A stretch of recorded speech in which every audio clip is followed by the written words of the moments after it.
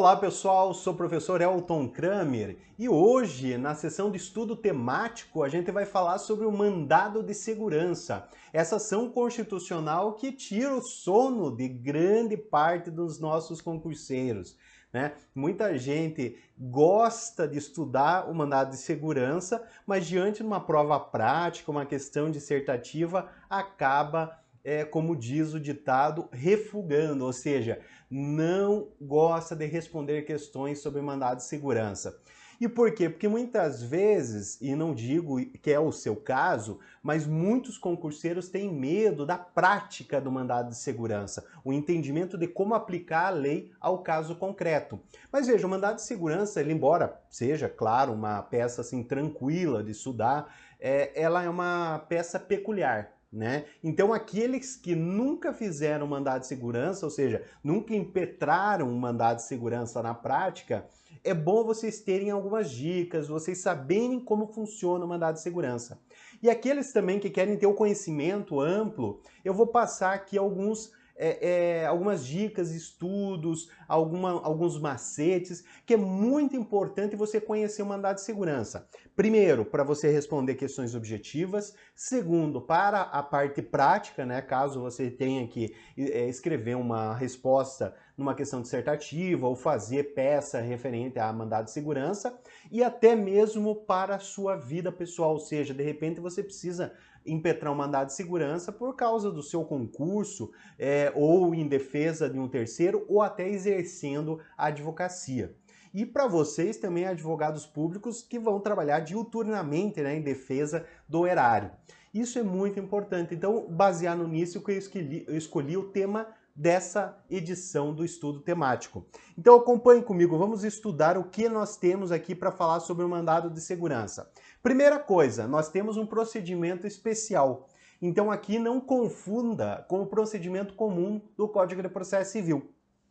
O mandado de segurança está previsto na Lei 12.016 de 2009. Né? Muitos gostam de chamar a nova lei do mandado de segurança. Não é tão nova assim, que já é de 2009. Né? Mas veja, quando você fala em mandado de segurança, primeiro, esqueça o procedimento comum, porque aqui é um procedimento especial. E agora, quando eu for falar em cada uma dessas características, você vai notar porque se chama procedimento especial. Primeira situação, em face de autoridade pública. Quando eu falo em autoridade pública, eu estou falando do quê? Do sujeito passivo da relação processual. Eu não estou falando que aqui vai ter uma citação, mas sim você vai ter uma notificação da autoridade pública que praticou o ato ou que possa vir a revisar esse ato coator, né? Que é outro tema que eu vou trabalhar com vocês.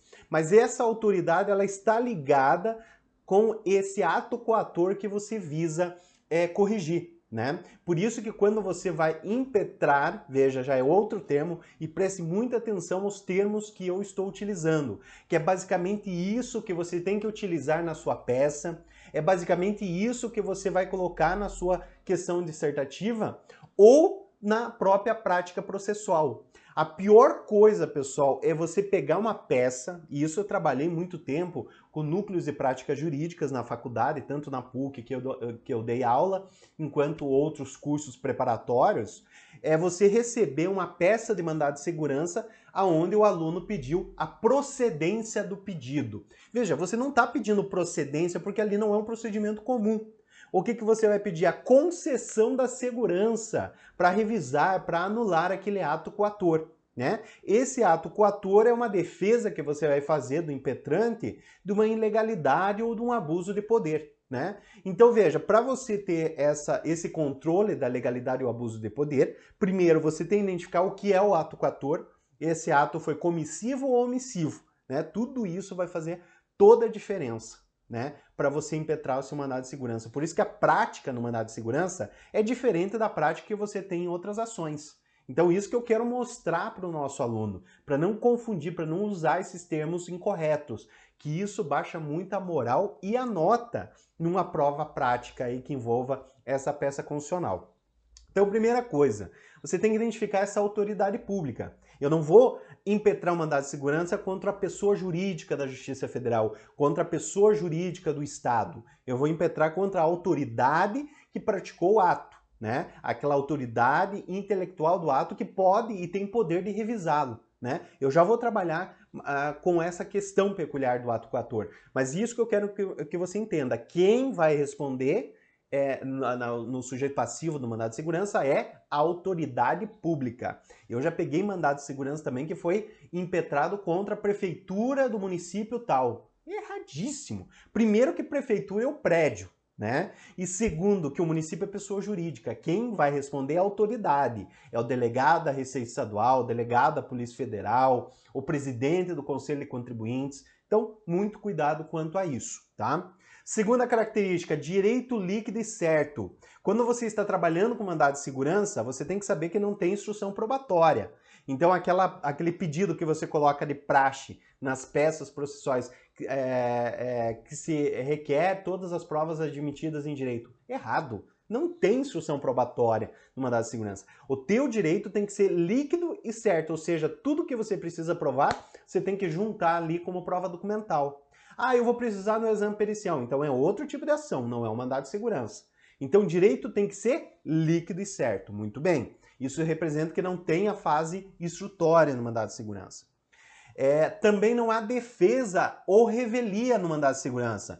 Então, se a autoridade pública não se manifestar no prazo lá da notificação, que é 10 dias, não há revelia. Por quê? Porque não é o procedimento comum. Por isso que eu digo, esqueça o procedimento comum. Aqui você vai aplicar um procedimento especial. Então, se você não vai citar para ele contestar ou apresentar defesa, como diz a linguagem do código, você vai o quê? Notificar para ele prestar informações. Né? No caso, já pode ter uma liminar deferida ou o juiz vai aguardar a manifestação da autoridade para depois ele decidir se ele vai conceder ou não a liminar. Então, lembre-se disso, não há defesa, você não vai requerer citação e é contra a autoridade pública. E por último, nós temos um prazo decadencial de 120 dias.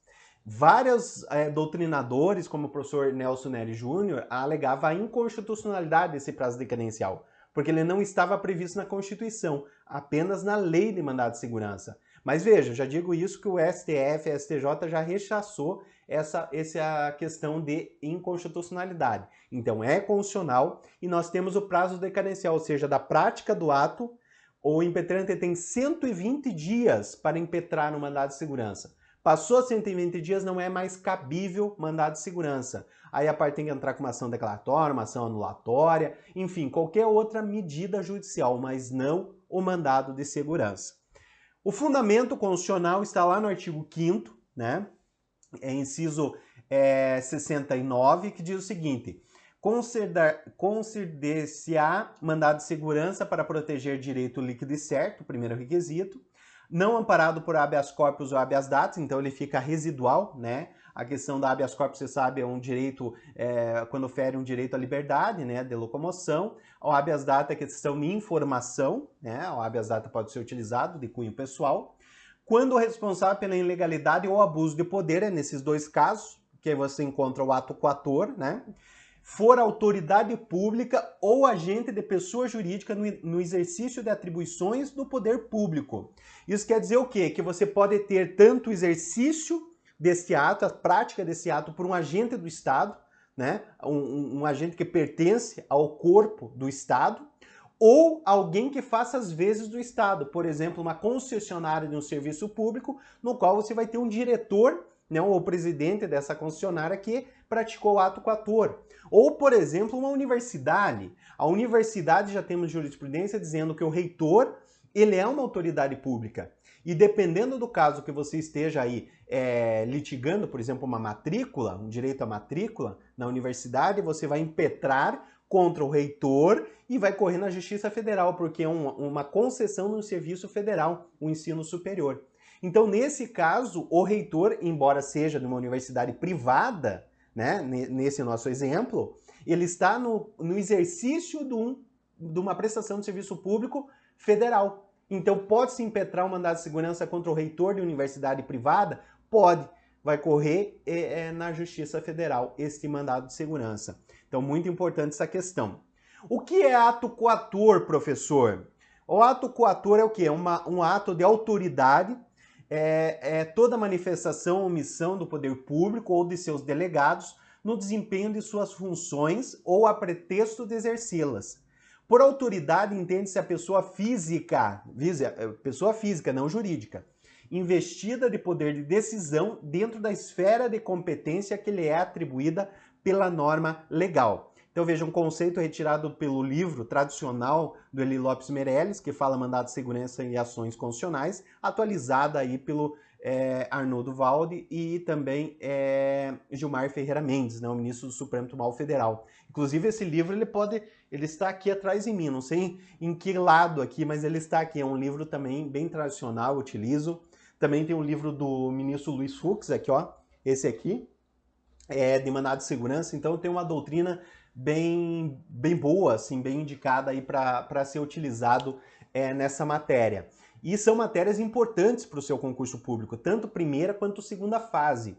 E mais importante ainda para a sua prática processual, porque eu encontro várias dificuldades, né, no mercado, advogados com várias dificuldades de trabalhar com mandado de segurança. Né? Inclusive, a gente está produzindo um curso de ações constitucionais até para auxiliar esses colegas a entenderem melhor essa ação. Eu gravei agora um curso de processo tributário e disponibilizei para os nossos alunos, que exatamente trabalha com ações na matéria tributária, mas uma dessas ações é o mandado de segurança, que eu destrincho essa questão, como você deve trabalhar, qual é a prática, e basicamente nós temos que ter esse direcionamento. E quando eu falo de autoridade pública, primeiro você tem que entender que é a pessoa física da autoridade que pratica determinado ato e que pode revisá-lo. Então veja, nesse ponto eu preciso diferenciar duas situações para vocês. Uma é a prática do ato material, né, a execução do ato, que muitas vezes não é a mesma autoridade que a prática do ato intelectual. Ou seja, aquele que pode revisar o ato, que tem um poder decisório. Veja esse exemplo aqui que eu coloquei para vocês, que eu retirei na decisão do STJ. Diz o seguinte: sabe-se que o mandado de segurança, a autoridade coatora é aquele que ordena a execução do ato impugnado, e quem cumpre a ordem é o mero executor. Portanto, como o ato coator emanou do CNJ, o presidente do tribunal não tem legitimidade para figurar no polo passivo da ação mandamental. Olha que interessante esse caso. Veio uma ordem do CNJ para a prática de determinado ato, e a ordem partiu do CNJ. E aí o tribunal executou, o tribunal regional, por exemplo, o tribunal de justiça, executou o ato. Aí veio a parte ofendida e impetrou o mandado de segurança contra o presidente do tribunal regional, né, o tribunal local. Errado, porque ele foi mero executor deste ato. O ato intelectual foi praticado pelo CNJ, então quem deveria responder? O presidente do CNJ. Isso aí é basicamente como um exemplo assim: o juiz dá uma ordem de despejo, quem vai cumprir? O oficial de justiça. Você impetraria um mandado de segurança contra o oficial? Claro que não, ele é mero executor do ato. Quem praticou o ato de forma intelectual, que pode revisar esse ato? O juiz. Então, é isso que vocês têm que diferenciar na prática. Ah, meu professor, isso aqui é difícil de confundir. Não, tem muitos casos. Isso na prática processual, advogados já formados, com capacidade postulatória, com qualidades, mas que acaba confundindo essa situação, tá? Então, muita atenção nesse caso. O cabimento, artigo 1º da Lei de Mandado de Segurança, estabelece lá, repete o que a Constituição fala, o artigo 5º, né, estabelecendo aqui a ilegalidade ou abuso de poder, né, e qualquer pessoa física ou jurídica, então pode ser impetrado o mandado de segurança em defesa de uma empresa, por exemplo, ou em defesa de uma pessoa física, tá? Que vier a sofrer violação ou houver justo receio de sofrê-lo, ou seja, é possível você ter um mandado de segurança preventivo. A lei de mandado de segurança permite. Antes da prática do ato, você pode impetrar um mandado de segurança preventivo para evitar a prática do ato, né? É possível. Por autoridade, seja ela de categoria for e sejam quais forem as funções que exerça, tá? Esse que fala o artigo 1º, então, permitindo a impetração do mandado de segurança tanto por pessoa física quanto por pessoa jurídica. Esse é o mandado de segurança na forma individual. Mas ainda é possível você impetrar um mandado de segurança coletivo. Por exemplo, um sindicato, uma associação impetra um mandado de segurança em defesa dos seus associados, né, é possível também você proteger. Aí os efeitos vão ser estendidos para todos aqueles associados ou sindicalizados daquele determinado segmento, né? Então é possível também o mandado de segurança coletivo. Temos que tomar cuidado também que não cabe o mandado de segurança nos casos, nas hipóteses previstas no artigo 5º da Lei de Mandado de Segurança. Diz o seguinte: não se considerar mandado de segurança quando se tratar, primeiro, de ato do qual caiba recurso administrativo com efeito suspensivo independente de caução. Então, se, por exemplo, o teu ato couber um recurso administrativo que vai suspender, por exemplo, aquele ato, você não pode utilizar mandado de segurança, tá? Por exemplo, você tem um lançamento tributário e você pode impugnar com a suspensão da exigibilidade. Então, você não pode utilizar o mandado de segurança naquele caso. Há uma vedação no artigo 5º, tá?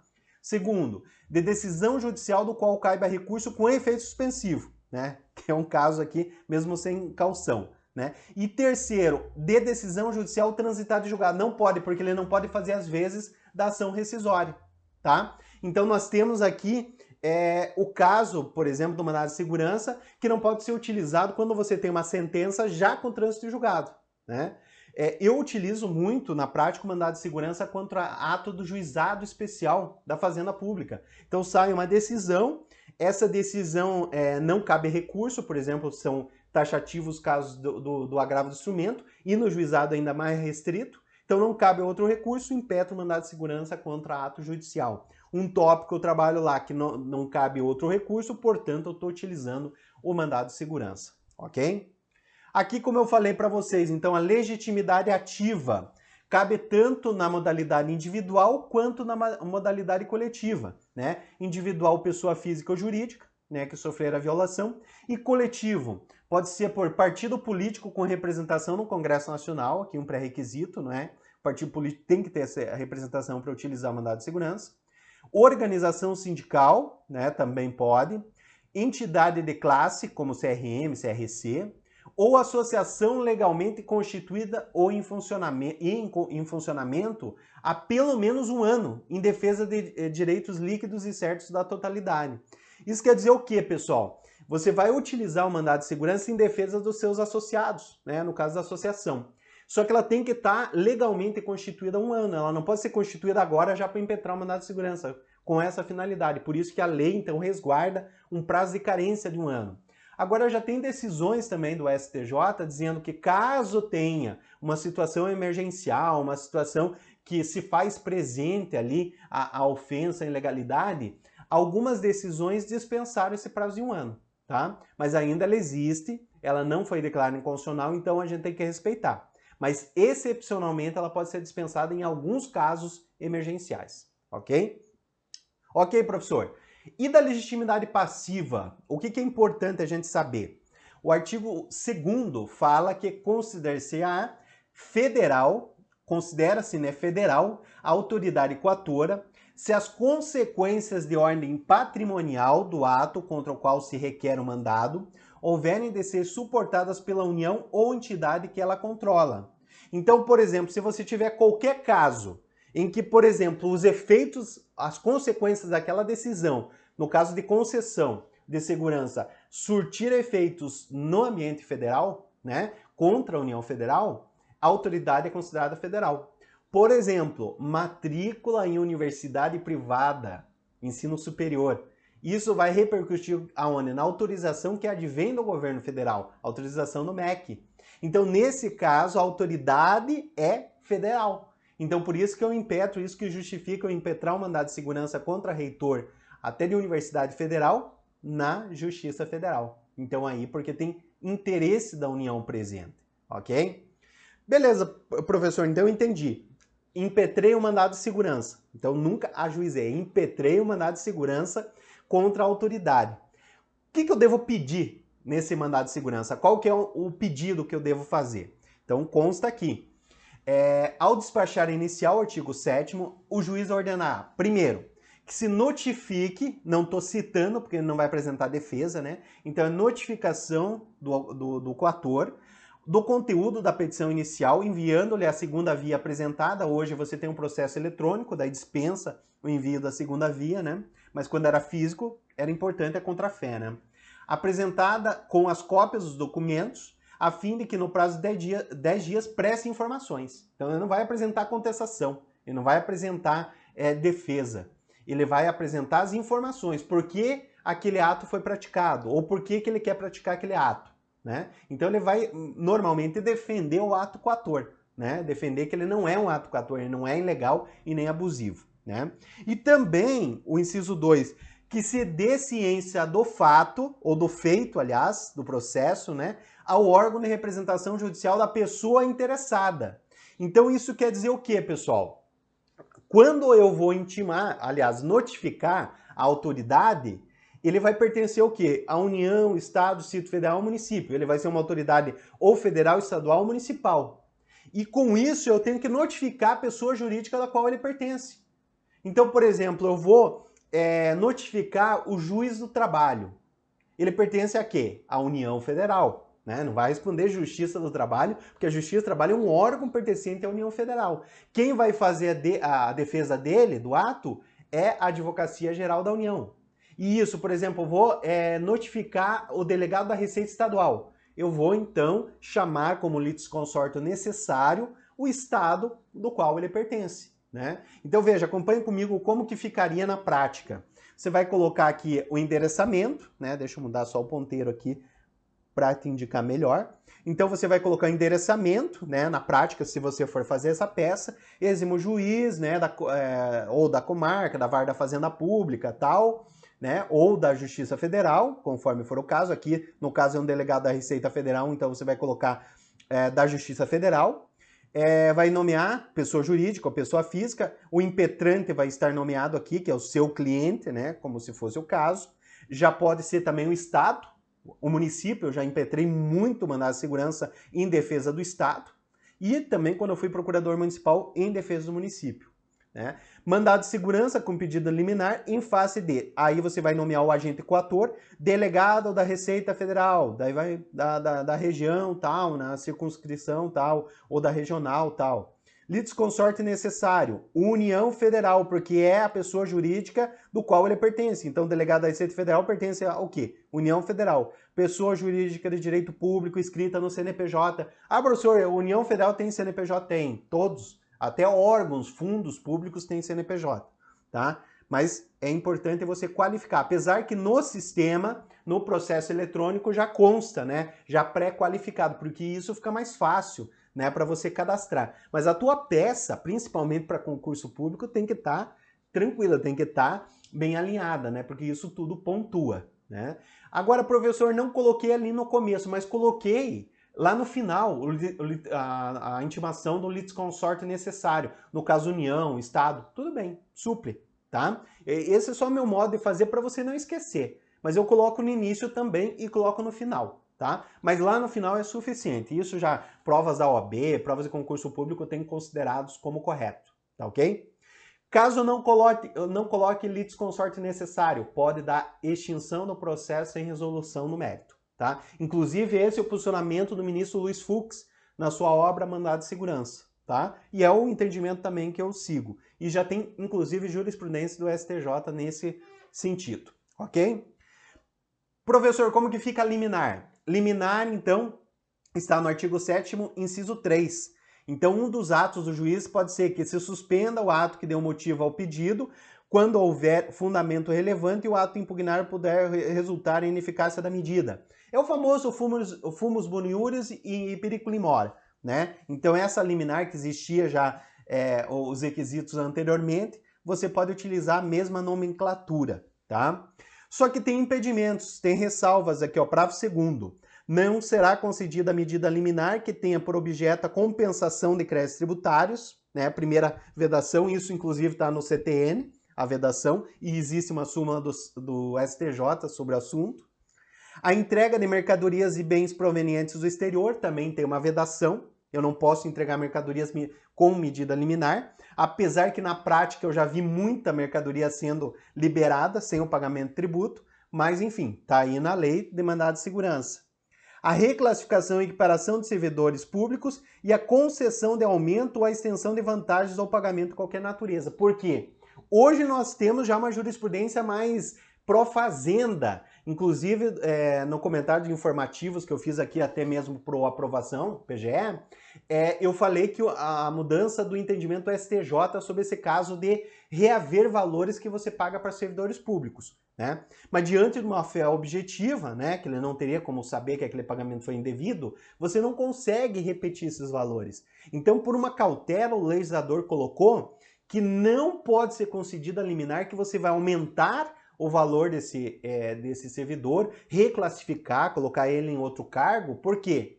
Porque isso, em medida precária, pode gerar um grande abalo aí na questão da estrutura administrativa. Porque depois você não tem como corrigir. Porque ele já recebeu esse valor, é verba alimentar. Como que ele vai devolver? Né? Então, para evitar essa confusão que existe, essa restrição na concessão de liminar. Muito bem, pessoal. E como que fica a sentença, né? A sentença, então, lembre-se, não é procedência do pedido e não tem efeito condenatório. O que significa? É um provimento preponderantemente mandamental, né? O pedido será correção do ato ou omissão da autoridade. Então, você pode ter uma sentença condenatória com efeito patrimonial? Não, não posso. Inclusive aqui, ó, súmula 271 do STF.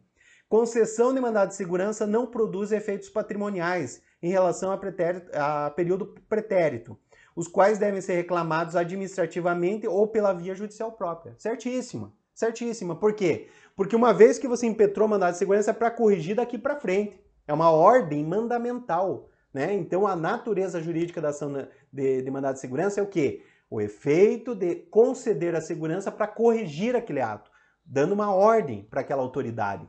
E não efeito pretérito para efeitos condenatórios.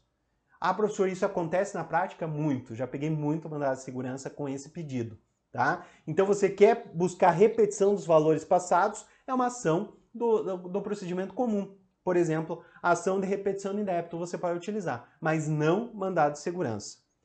E para fechar, a súmula 374 do STF, decisão denegatória do mandado de segurança, não fazendo coisa julgada contra o impetrante, ou seja, não tendo coisa julgada material, não impede o uso da ação própria. Então vamos imaginar aqui que você impetrou um mandado de segurança para conseguir um determinado efeito, para anular um determinado ato. E foi denegado porque não há direito líquido e certo. Então não fez coisa julgada material sobre aquela situação. E daí você pode ajuizar uma ação pelo procedimento comum, por exemplo, uma ação declaratória. Pode. Agora, se você impetrar uma mandado de segurança e dizer que você não tem aquele direito, ou concedendo, por exemplo, a denegação, analisando o objeto, aquela situação concreta, aí você tem coisa julgada material. Então não pode ter coisa julgada material para você ajuizar a ação, a ação própria. Para encerrar, pessoal, eu trago aqui exemplo do pedido. Basicamente é o que pode ser avaliado aí de vocês num concurso público. Então sempre você vai colocar aqui, se tiver o pedido de liminar, né, ante a presença dos requisitos fumus boniuris e periculo in mora, requer com fulcro do artigo 7º, inciso 3, a concessão da medida liminar para, né? Depois a notificação da autoridade coatora, no prazo legal para prestar informações, a intimação do órgão de representação judicial, que é o litisconsorte necessário, né? Intimação do Ministério Público, que também é uma exigência legal. E, por último, a reconhecimento do direito líquido e certo, para tanto, e seja concedida a segurança para determinar, daí, blá, blá, blá, blá, blá, tá? Então, não é procedência da ação, é concessão da segurança, tá ok? Pessoal, basicamente, seria essas questões do mandado de segurança, né, que eu queria trazer para vocês. É uma aula bem importante, que eu queria trazer um aprofundamento necessário para você entender o mandado de segurança. Sugiro que você leia a doutrina própria a respeito disso, o fornecimento de slides aí para você acompanhar a nossa aula, mas se você tiver dúvidas, aplicação, por exemplo, do mandado de segurança na matéria tributária, também você pode procurar. E notícias também, se você quiser, a respeito de ações constitucionais, você pode ir lá obter diretamente no meu site, tá ok? Beleza, pessoal? Fique com Deus, bons estudos e até o próximo estudo temático só no mês que vem. Grande abraço!